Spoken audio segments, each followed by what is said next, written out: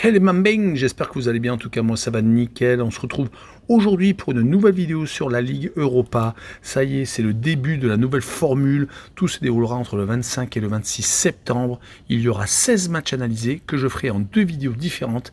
La première vidéo, c'est maintenant et j'analyserai pour vous l'AZ Alkmaar contre Elfsborg, Bodo Glimt contre le FC Porto, le Dynamo de Kiev contre la Lazio de Rome, Midtjylland contre Hoffenheim, Galatasaray contre le PAOK Salonique, Ludogorets contre le Slavia de Prague, Manchester United contre Twente, Anderlecht contre Ferencváros et enfin Nice contre la Real Sociedad, le match qui nous intéresse le plus. Ces 8 rencontres se dérouleront le 25 septembre. En tout cas, n'hésitez pas à venir nous rejoindre sur le site VIP et les réseaux sociaux, tout est à l'écran et en description. N'hésitez surtout pas à mettre vos pronostics, vos critiques positives ou négatives, votre petit pouce et surtout rejoignez la communauté qui est déjà au-delà des 18 200. Merci encore. Et on attaque avec l'AZ Alkmaar contre Elfsborg, le club batave qui joue contre le club suédois. L'AZ Alkmaar est actuellement en très bonne position dans le championnat néerlandais avec une seconde place et 5 victoires et un petit match nul obtenu contre Groningen. Sinon, ils enchaînent les belles performances. Ils ont déjà à leur actif 3 victoires hors de leur base contre Valvik, contre Zwolle et également à Almere City. À domicile, ils n'ont joué que 2 fois, mais ont tout de même mis un 9 buts à 1 à Heerenveen et ont gagné donc tous leurs matchs. L'équipe qui se présente devant eux est Elfsborg. Ils sont passés par une qualification en barrage contre Molde au tour précédent. Ils sont donc maintenant en phase de groupe, c'est plutôt intéressant, mais depuis ces 3 matchs nuls et une seule victoire à l'extérieur en championnat, ils sont actuellement 6e et ont un match en plus par rapport à d'autres équipes qui sont derrière eux, voire même 2 matchs en plus, donc ils peuvent encore être rétrogradés. Sur cette rencontre, je verrai la AZ Alkmaar s'imposer 2-0 avec l'équipe à domicile qui marque le plus de 1,5 buts sur le match et une cote à 1,48. On poursuit avec Bodo Glimt contre le FC Porto. Bodo Glimt est une équipe qui monte en puissance chaque année. Ils sont bien entendu très bien classés en championnat, ce qui leur permet d'avoir une place en Coupe d'Europe. Mais chaque année, ils arrivent à avoir des résultats de plus en plus importants. Rappelons que là où ils ont été connus, c'est surtout sur leur performance contre l'AS Roma, qu'ils avaient battu 6 buts à 1 en phase de groupe et qu'ils avaient encore battu en quart de finale de la Ligue Europa Conférence. Mais ensuite, la Roma s'était vengée au match retour et avait gagné le titre. Bodo Glimt, donc depuis, devient de plus en plus costaud en Europe et ils vont jouer contre le FC Porto. Mais Bodo Glimt, c'est une défaite lors du dernier match contre le second Bergen, mais ils ont quand même réussi à avoir 7 points d'avance, donc ce n'était pas inquiétant ce revers. Mais sur les 5 derniers matchs, toutes compétitions confondues, il n'y a tout de même que 3 victoires et quand même 2 défaites, dont une contre l'Étoile Rouge de Belgrade, qui les a fait sortir des qualifications pour la Champions League. Ils sont donc reversés en Ligue Europa et ils vont jouer contre le FC Porto qui a gagné 4 de ses 5 derniers matchs, qui est second derrière le Sporting de Lisbonne qui les a battus le 31 août, mais depuis ils ont gagné leurs 2 matchs suivants contre Farense et contre Guimarães en championnat. En tout cas, le FC Porto est un monstre européen. Sur cette rencontre, je verrai bien un partage de points but partout, mais pour assurer le coup avec le Away No Bet et le match nul remboursé, 6 victoires du FC Porto à l'extérieur et une cote à 1,79. Et on enchaîne avec un autre classique, le Dynamo de Kiev contre la Lazio de Rome. Le Dynamo de Kiev lutte comme il peut pour rester encore au niveau européen. En championnat, ils sont actuellement premiers à égalité avec Oleksandria. Ils ont un championnat ukrainien un peu spécial car ils ne peuvent pas jouer à domicile à cause du conflit russo-ukrainien. Mais le Dynamo de Kiev reste tout de même sur 3 victoires et un match nul en première ligue ukrainienne. Ils ont réussi à battre des équipes de bas de tableau, mais tout de même, ils restent au niveau. Ils ont été éliminés de justesse par Salzbourg au tour précédent, perdant à la maison 1-0 et faisant match nul au match retour. Dommage. Et ils vont jouer contre une équipe de la Lazio de Rome qui vient de perdre à la Fiorentina, qui a même perdu 2 de ses 5 derniers matchs, toutes compétitions confondues. Ils ont été accrochés par la Milan à la maison et ont réussi tout de même à gagner à 2 reprises contre Venise, un des promus, et contre le Hellas Vérone.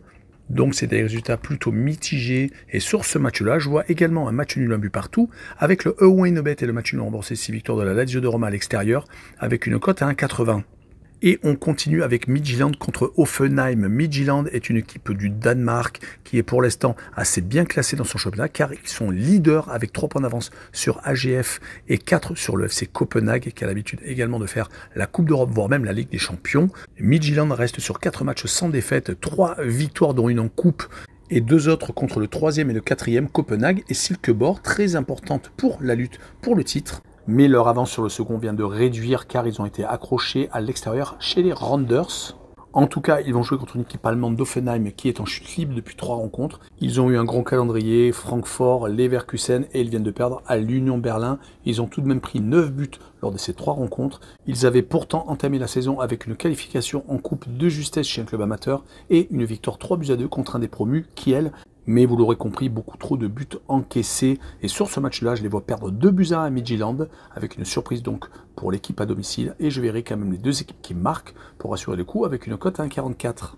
Et on enchaîne avec Galatasaray contre le PAOK Salonique. Énorme surprise pour le club turc qui a été sorti des qualifications pour la Champions League par le club suisse des Young Boys de Berne, perdant à l'aller et au retour. Depuis, ils se sont certes rattrapés, mais c'est quand même une grosse déception, un gros manque à gagner, surtout qu'ils ont un gros effectif. Cela se voit sur les derniers matchs où d'ailleurs ils se sont imposés lors du duel fratricide contre le Fenerbahçe Istanbul. Même s'ils sont premiers actuellement en championnat avec 6 matchs, 6 victoires, on rappellera qu'ils ont perdu la Super Coupe de Turquie contre le Beşiktaş, également Istanbul, 5-0. Donc Galatasaray, attention, ils sont capables de s'écrouler suivant les rencontres, mais ils vont jouer contre le PAOK Salonique qui est également en tête du championnat grec avec 4 victoires et un petit match nul obtenu contre le Panathinaikos Athènes. Sinon, ils viennent de s'imposer assez facilement à l'extérieur. Au tour précédent pour se qualifier pour la phase de groupe, ils avaient sorti le club irlandais de Shamrock Rovers, gagnant assez facilement à l'aller comme au retour. Le PAOK est une équipe vraiment très difficile à manier, mais je vois quand même Galatasaray gagner 3-1 à la maison avec l'équipe à domicile qui marque le plus de 1,5 but sur le match et une cote à 1,53. Et on enchaîne avec Ludogorets contre le Slavia de Prague, le club bulgare qui joue contre le club tchèque. Ludogorets est en tête de son championnat, comme le Slavia de Prague d'ailleurs. Ils sont tous les deux à égalité avec le second. Du côté du Ludogorets, c'est le Levski Sofia. Du côté du Slavia de Prague, c'est l'ennemi, le Sparta de Prague. Donc les deux équipes sont à peu près dans la même situation. Dommage pour le Slavia qui a été sorti par Lille pour aller en Champions League, surtout qu'au match retour, ils avaient fait leur retard, mais les Lillois ont marqué en fin de prolongation. Donc sortant le club tchèque, depuis, ils n'ont plus pris de but, 3-0 lors du dernier match contre Viktoria Pilsen qui est 3e du championnat, et 2 autres victoires contre Pardubice et contre Mlada Boleslav. Du côté du club bulgare, c'est également beaucoup de matchs sans prendre de but. Il reste sur 4 clean sheets consécutifs. Un match nul à domicile contre une équipe qui est classée actuellement 3e, puis 3 victoires, donc sans prendre de but, contre des équipes un peu moins bien classées. Donc ils sont quand même avec beaucoup de certitude défensive. Mais sur ce match-là, je vois quand même le club tchèque s'imposer 1-0 à l'extérieur. Et je verrai le moins de 2,5 buts sur le match avec une cote à 1,79. Le match suivant est très intéressant entre les Anglais de Manchester United contre Twente, l'équipe batave. Manchester United vient d'enchaîner 3 matchs sans prendre de but. Cela faisait un petit bout de temps. Et rappelons que juste avant donc ces 3 matchs sans défaite, il s'était incliné à Brighton 2-1 dans les arrêts de jeu et avait surtout perdu 3-0 à la maison contre Liverpool. Un des matchs qu'ils attendent le plus de toute l'année. Mais malheureusement, Manchester United donc n'a pas réussi à être à la hauteur. Depuis se rattraper, une victoire 3-0 au Southampton, une équipe très mal classée qui vient de remonter en Première Ligue, et un 0-0 à Crystal Palace. Ils avaient entre-temps gagné en League Cup contre Barnsley, un membre de Championship. Donc ils sont actuellement 11e avec quand même quelques retards sur les équipes de tête. Ils vont jouer contre Twente qui est une équipe hollandaise qui est toujours 4e ou 3e suivant les années, mais qui est toujours derrière le trio, voire le quatuor Ajax, PSV, Feyenoord et AZ Alkmaar. Ils sont actuellement sur 2 victoires consécutives, 2-0 contre Heerenveen et 5-0 à Almere City. Ils avaient juste avant enchaîné 3 matchs sans victoire, faisant pas mal de matchs nuls à la maison contre le Sparta Rotterdam et Zwolle, et perdant à Utrecht qui est juste devant eux. Mais sur ce match-là, je ne vois pas Manchester United se balader, mais je les vois quand même gagner 2-1 avec le moins de 3,5 buts sur le match et une cote à 1,64. On passe au match suivant, Anderlecht contre Ferencváros, le club belge qui est 6e actuellement au championnat, contre Ferencváros, le club hongrois qui est second au goal average derrière Puskás qui a un match de plus. Mais au niveau de la dynamique, Ferencváros est beaucoup mieux, 4 victoires consécutives, toutes compétitions confondues, une qualification au pénalty pour la phase de groupe de Europa League contre le club bosnien de Borac Banja. Mais ce qu'on retiendra, c'est qu'ils ont gagné leurs 4 derniers matchs, que ce soit amicaux, championnat ou coupe. Mais ce qui est intéressant, c'est qu'offensivement, ils marquent au moins à chaque fois 2 buts. Du côté d'Anderlecht, ils sont actuellement, comme je vous l'ai dit, 6e. Ils sont un petit peu décrochés des places de tête, mais rappelons qu'en fin de saison, il y a des playoffs, donc pas d'inquiétude.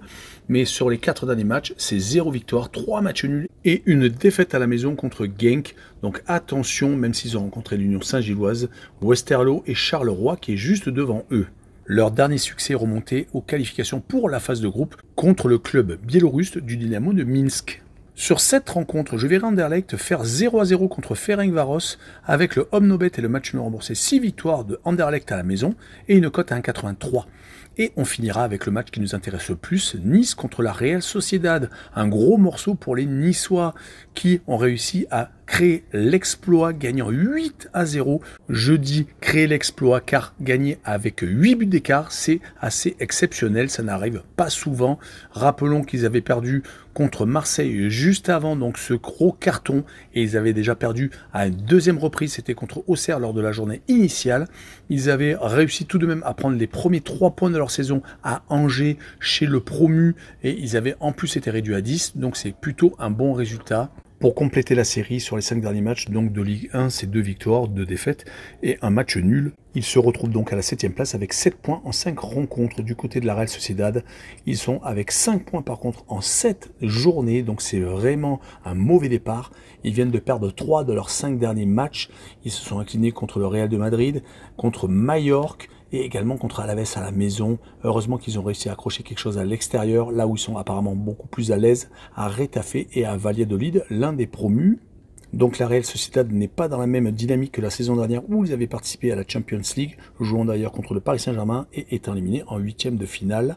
C'est beaucoup plus compliqué comme je vous l'ai dit. Donc sur ce match-là, je vois quand même les Espagnols accrocher les Niçois qui ne marqueront pas 8 buts toutes les rencontres. Mais pour assurer le coup, je verrai bien un home no bet et le match nul remboursé, ces victoires de Nice à la maison et une cote à 1,81. Voilà, on en a fini avec cette vidéo. N'hésitez pas à venir nous rejoindre. Tchou les bambing!